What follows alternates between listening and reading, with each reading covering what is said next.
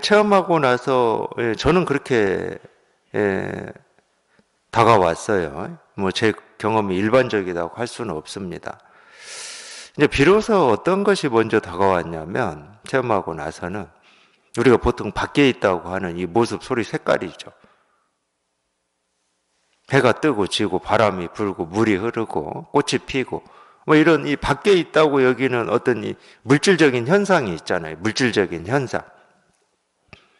그 다음에 뭐 새가 지저귀고 버스가 지나가면서 소리가 나고 이런 이 물질적인 현상이 있잖아요.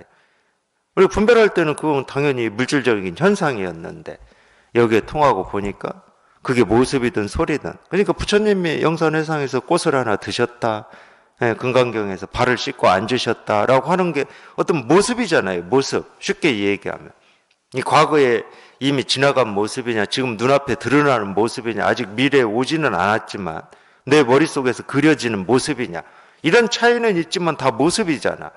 그게 과거의 모습이든 현재의 모습이든 미래의 모습이든 이런 이 모습들이 분별할 때는 그냥 이 모습이었어. 부처님이 꽃 하나 드셨다, 그 모습이었을 뿐이지 저게 뭘 의미할까, 뭘 뜻할까, 이런 생각은 있었죠. 분명히 석가모니 부처님이기 때문에 이 꽃을 하나 이렇게 드는 이 행동 하나에도 이 법을 얘기하고 드러내셨을 거다, 이런 유추는 할 수가 있어요. 우리가 유추는. 이건 이 유추일 뿐이지 자기가 직접 그걸 이렇게 실감하고 경험하고 체험하는 건 아니잖아. 법을 드러내셨을 것이다. 부처님이 49년 동안 이 설법을 하셨는데, 그러니까 설법이라고 그러지. 법을 설한 거니까. 그러니까 법을 전부 말씀하셨다. 이거는 우리가 충분히 유추할 수 있고 생각으로 헤아려서 얘기할 수가 있다니까. 예수님이 진리를 말씀하셨다. 이거 얘기 못할 사람이 어디 있어요. 근데 그거 가지고는 자기의 어떤 목마름이나 배고픔이 채워지지 않더라는 거야. 그건 예수님이나 석가모니 부처님이 먹는 밥이지 내 밥이 아니더라는 거야. 근데 비로소 이제 여기 한번 이렇게 통해 보니까 제일 먼저 다가오는 건 그런 거였어요. 꽃을 드셨다, 발을 씻고 앉으셨다, 또는 뭐 지금 눈앞에서 어떤 이 모습이 시계다, 뭐 컵이다, 이런 모습 하나하나가 그냥 일이더라고. 신기하게도. 그냥 신기하게도. 왜 그러는데 그럼 할 말이 없어요. 왜가 아니야. 그냥 이거야. 그냥 이거야. 그냥 이거고. 지금 제가 여기서 이 손가락 하나 이렇게 드는 거나 2500년 전에 석가모니 부처님이 영산회상에서 꽃 하나 이렇게 드신 거나 그냥 똑같더라고. 똑같은 일이 그냥 눈앞에서 늘 이렇게 펼쳐지고 있는 거야. 그냥 똑같은 일이. 과거나 현재나. 이게 먼저 느껴졌어요. 이게 먼저 다가왔어요. 그럼에도 불구하고 이제 체험을 하고 살아보면 여전히 느낌도 있고 감정도 있고 불편함도 있고 어떤 뭐 선택도 강요되기도 하고, 그러면 이게 뭐가 좀 이상하거든. 밖에 있는 어떤 물질 세계나 이 사물을 이렇게 보고 들을 때는 뭔가 이렇게 온전한 것 같고 문제가 없는 것 같고 뭐 더 이상 할 게 없는 것 같은데, 희한하게도 어떤 이 불편한 느낌도 있고 화도 있고 어떤 상황에 이렇게 접해보면은, 그러니까 여전히 어떤 느낌, 생각, 감정이라고 하는 거는 그런 느낌이 잘 안 들어요. 이거는 뭐가 이렇게 여전히 이렇게 분별할 때처럼 떴다 가라앉았다 하는 면이 있는 것 같은 이런 느낌이 있어요.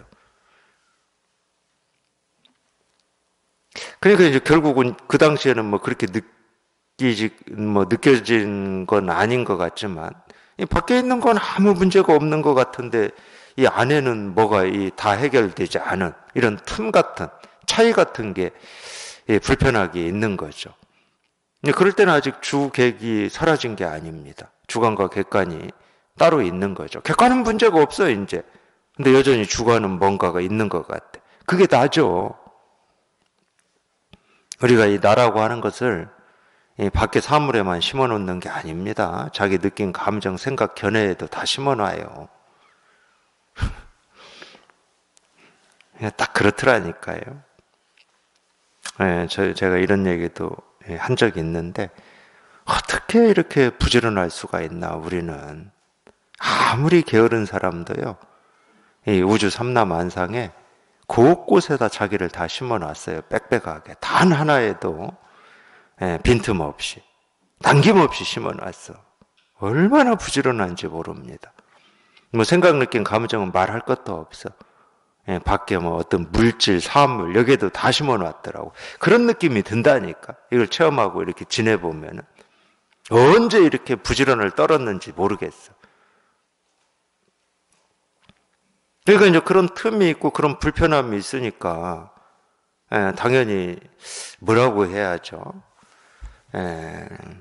주객이 없다. 이런 말에 조금은 아니죠. 자기 마음으로는 어떤 이 갈증, 배고픔 같은 게 있습니다. 주객이 없다. 자기는 있거든. 여전히 좀 불편한 생각이나 느낌이나 감정이 일어나면 그걸 없애려고 한단 말이야. 분별할 때 우리가 그렇게 살거든. 좀 피하고 싶고 또는 못 피하면 무시하고 싶단 말이에요.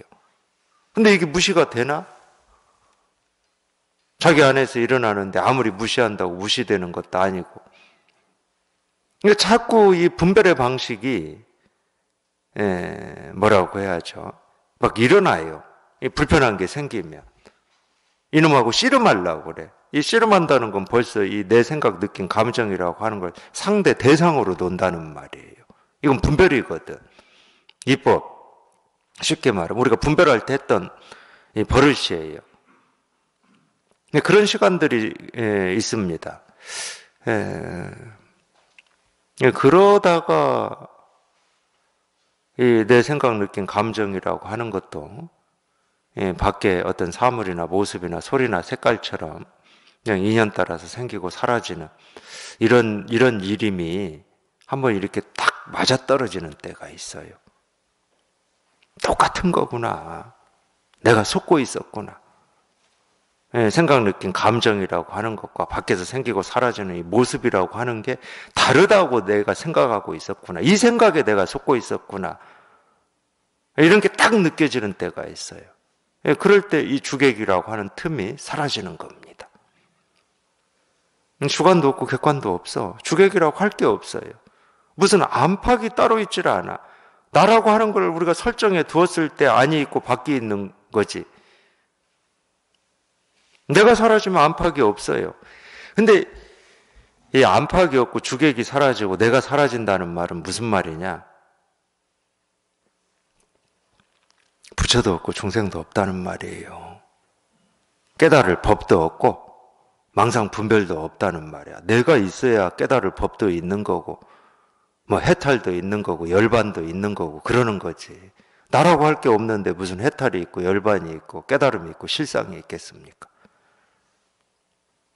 비로소 그렇게 되어야, 그게 한번 이렇게 확실하게 다가와야 우리가 불교에서 얘기하는 이 공이라는 말을 더 깊이 공감할 수 있는 겁니다. 결국 뭐라고 할 게 없구나. 무슨 법이 있는 게 아니고 깨달음이 있는 게 아니고 실상이라고 하는 게 있는 것도 아니고 결국 뭐라고 할 게 없구나.